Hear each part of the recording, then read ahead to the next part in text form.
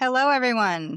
This is Virginia Foley and Jason Kober from Compliance Forward, and we are here for our second episode this week of the Promotional Intelligence Podcast. FDA is keeping us on our heels. So today we are going to be talking about an enforcement letter that got posted for Vyepti. It's a migraine treatment.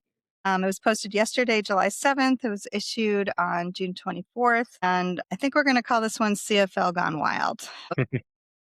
It's a good one. All right, Jason, can you walk us through what's Vyepti and kind of what are we looking at here? Sure, let me get the label open. Okay, so it's a fairly short label. Vyepti is indicated for preventative treatment of migraines in adults. This is a monoclonal antibody. We can see here in the dosage and administration section, the recommended dosage is 100 milligrams administered by intravenous infusion, but they can also dose up to 300 milligrams. Quickly looking at the safety profile, a fairly short safety profile here. We have contraindications for serious hypersensitivity to Vyepti and its excipients, and the common reactions are angioedema. We also see hypersensitivity reactions listed in the warnings and precautions. And then we have to also note here that these were observed in the clinical trials. So these aren't hypothetical hypersensitivity reactions. These are actual reactions that occurred in the clinical trials. But other than that, we have some common adverse reactions listed in section 6. So fairly short label, fairly short safety profile, and fairly straightforward as far as what it is, how it works, and what it does. Yeah, that's a pretty clean safety profile. So what went wrong? Let's take a look. We're going to take a look at the HCP site. Now, this is the landing page. Migraine is a really competitive space. I'd like to think that they took some risk here because of that. But you'll see here, this was not commented on the letter, but I noticed it right away. This lady breaking through the wall to get to the party. But this definitely caught the eye of FDA. 100% efficacy, migraine free for a month or more. I don't know any product that's 100% efficacious. And certainly using a post hoc analysis to present that data is high risk, and add on to that before the pivotal data.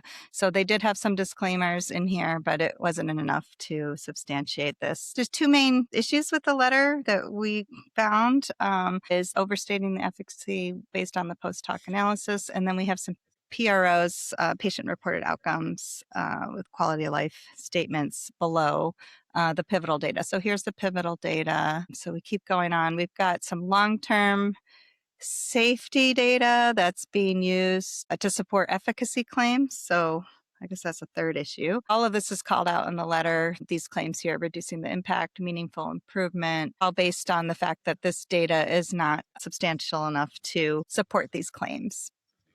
And here we'll get into the impact. So these are the PROs of how migraine is impacting the patients. And then here's the heavy duty quality of life. All of this is extended data, 2 years post hoc, and post hocs inherently have recall bias. The way I always think about it is if you know what you're looking for, you can pretty much find it. so this is pretty short and sweet. I think it's a really clear, easy example of what not to do with CFL presentations. Any thoughts, Jason?